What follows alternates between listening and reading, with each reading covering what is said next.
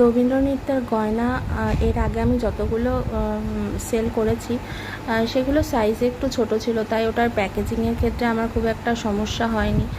তো এই গয়নাটা অর্ডারের ক্ষেত্রে মানে আমার যেহেতু বেশ কিছু অর্ডার আসছে, আগে যেভাবে প্যাকেজিংটা করছিলাম তো আমার মনে হলো তার থেকে একটু আলাদা করলে ভালো হবে, কারণ এগুলো তো সবসময় ব্যবহারের জিনিস নয়। একটু সুন্দর করে রাখলে অনেক দিন এগুলো ভালো থাকে, অনেকবার সেগুলো পরতে পারবে, রিইউজ করতে পারবে।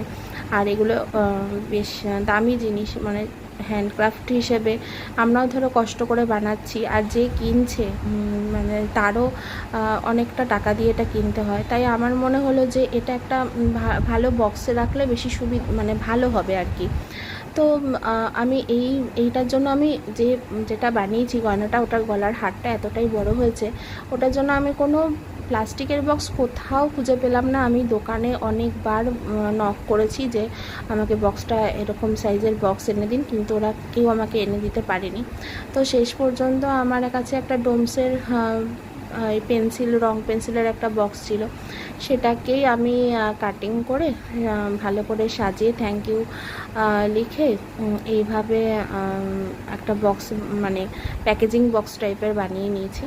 আর আশা করি এটার মধ্যেও অন্য কোনো জুয়েলারিও রাখতে পারবে, যার জন্য এটা বানিয়েছি।